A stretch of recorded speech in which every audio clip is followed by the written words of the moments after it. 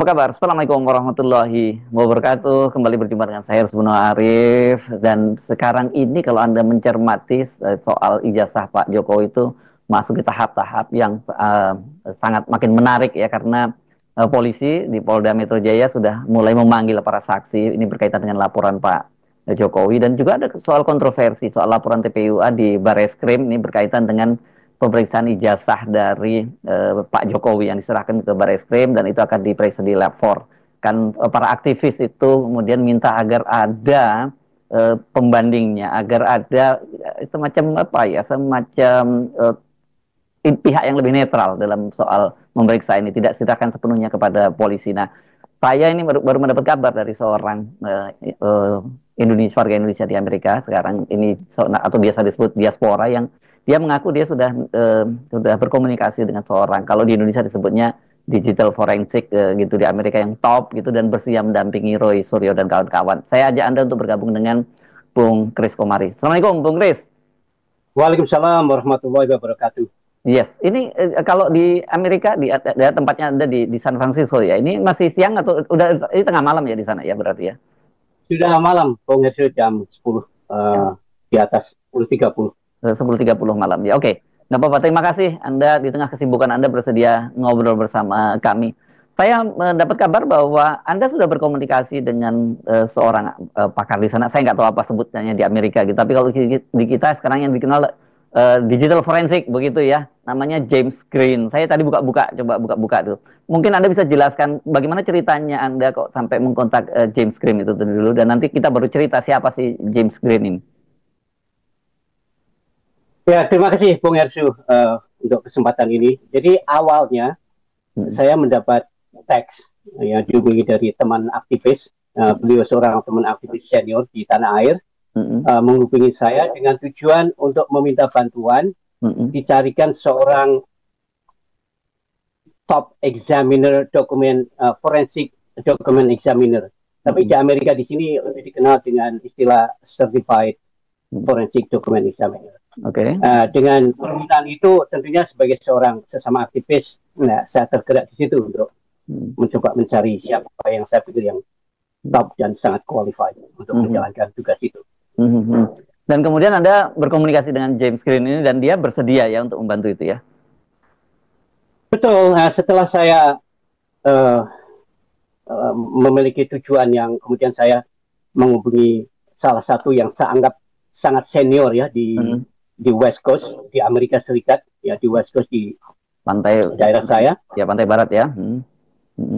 Ya, namanya James A. Green. Jadi mereka yang curious ya, ingin googling silakan, ingin cipta silakan. James A. Green, Certified Forensic Document Examiner. Saya telepon cukup lama saya berbicara. Jadi pertama saya memperkenalkan diri, kemudian saya katakan bahwa saya orang Indonesia yang tinggal berdomisili di California, dan saya beritahu tujuan saya menghubungi beliau. Dan setelah saya ceritakan sedikit background tentang kasus di tanah air tentunya, dia bisa memahami apa yang saya jelaskan. Tapi yang sangat menarik, Bung Hersho, ketika saya menyebutkan bahwa kasus ini menyangkut mantan Presiden Indonesia, dia cukup kaget, you know. Oh, really? You know. Yes, it is. You know. So this must be a high-profile case. You know. Terus, jadi dia kemudian menjelaskan sedikit tentang apa yang dia lakukan selama ini. Jadi secara prinsip, ya kalau memang dia dibutuhkan, dia akan lebih istilahnya honor ya, delighted untuk bisa membantu kalau memang dibutuhkan. Begitu. Ya. Oke. Kenapa Anda memilih James Green ini? Seperti apa sih reputasinya ini? Jadi ya saya memilih beliau karena saya anggap beliau ya sangat qualified di daerah saya di West Coast. Pertama, dia sebelum menjadi seorang certified forensic document examiner, beliau ada seorang police officer.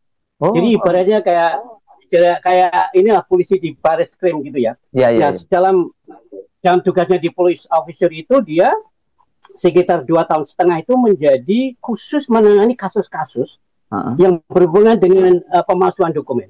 Jadi dia bekerja di Police Department di kota Eugene di Oregon, negara bagian Oregon. Nah, dari pengalaman itulah ketika dia sudah sudah istilahnya pensiun dari kepolisian, dia meneruskan apa yang dia sukai menjadi seorang forensic document examiner. Dan selama ini dia sudah menjalankan selama 37 tahun. 37 ya, tahun dengan, senior ya. Dengan pengalaman yang begitu luas, tentunya sudah ribuan yang sudah dia tangani kasus-kasus pemalsuan. Tetapi yang pernah dia katakan pada saya bahwa mayoritas kasus yang sudah dia tangani itu sudah selesai sebelum masuk pengadilan. Karena ya tidak terlalu sulit lah gitu loh sebenarnya untuk membuktikan ini yang forgery atau yang tidak. Tetapi yang masuk di pengadilan itu ya juga ratusan.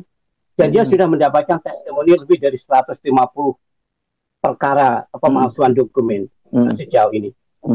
Dan dia tentunya sebagai seorang senior di dalam forensic examiner, dia juga menjadi board member dari namanya The American Board of Forensic Examiner, Document Examiner di Amerika Serikat. Jadi dengan pengalaman itulah saya pikir wah ini yang cukup qualified lah saya bilang untuk jadikan perbandingan ya kalau seandainya teman-teman di tanah air membutuhkan dia punya service atau expertise-nya. Dan kebetulan informasi ini sudah saya teruskan ke teman saya yang ada di Indonesia. Oke. Ya. Jadi artinya ini kalau memang kemudian ada pembandingnya dia siap bersedia mendampingi Roy Suryo ini ya. Itu soalnya mungkin kalau di Indonesia kan yang kita baca bahwa Barreskrim menolak soal itu. Tapi kalau prakteknya di Amerika seperti apa sih sebenarnya kalau ada sengketa-sengketa semacam ini? Ya, seperti di Indonesia juga ya, Bung Hersu ya. Jadi sebelum ke pengadilan itu kan biasanya ada yang namanya arbitrasi atau harus ditidurkannya. Di situlah kadang-kadang kalau sudah pihak satunya sudah menemukan bukti, ini saya punya examiner, ini bukti palsunya di sini. Mereka rata udah settle di situ, nggak harus ke pengadilan. Karena ya kan habisin duit, dia harus hire lawyer dan sebagainya. Dan sebenarnya masalah ini juga saya sebutkan di conversation bahwa di Amerika kan pernah terjadi juga dengan Presiden Obama. Tapi bukan masalah diploma, tapi dengan masalah sertifikat kelahiran ya. Sertifikat kelahiran disebut dengan birther movement. Nah itu kan terjadi pada tahun 2008. Tapi waktu itu Presiden Obama tidak memperdulikan karena dipikirin joke gitu kan. Tapi mulai 2008 ya, 2009 itu mulai picking up the steam. Kemudian 2011 itu menjadi isu nasional karena apa? Karena ada orang penting yang raise the question itu, namanya itu Donald Trump. Tapi waktu itu dia belum jadi presiden. Nah, ketika sudah menjadi isu nasional itu, akhirnya apa? Presiden Obama yang merasa gerah ya, akhirnya dia rilis, dia punya bersertifikat. Setelah semua publik tahu dia lahir di Hawaii. Meskipun banyak orang yang alert ya mengira dia lahir di Kenya, ada juga yang mengira dia lahir di Indonesia. Setelah dipublish sudah selesai karena dia punya bukti autentik bahwa dia lahir di Hawaii. Dan saya juga sebagai seorang aktivis heran juga ya, kenapa Pak Jokowi ya sebagai presiden, mantan wali kota, mantan gubernur, presiden 2 kali, tentu saja dia sudah banyak yang merasakan namanya uang rakyat ya, penghormatan juga dari uang rakyat. Ketika diminta bukti ijazah yang asli kok nggak mau ngasih tahu. Dia kan seorang pejabat publik. Nah beda kalau dia seorang sipil ya, ordinary citizen, dia tidak obligated. Ini mantan pejabat publik loh.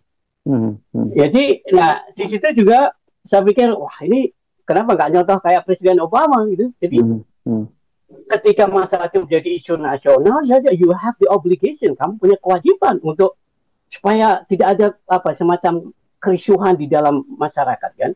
Sekarang ini dengan semakin tidak dibuktikan keasliannya, tidak mau publikasi kan akhirnya rakyat menjadi gaduh seperti ini. Oke.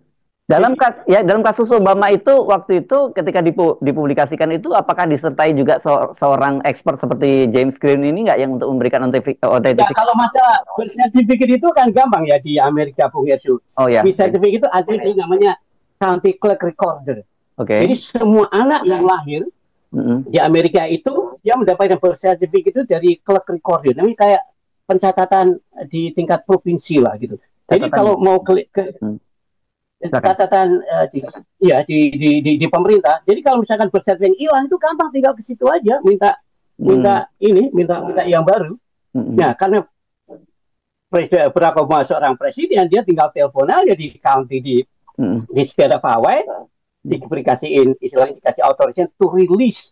Malah yang dirilis itu bukan yang small form, dia yang long form. Jadi ada ini ya rumah sakitnya tanggal berapa, jam berapa, sampai detail banget gitu.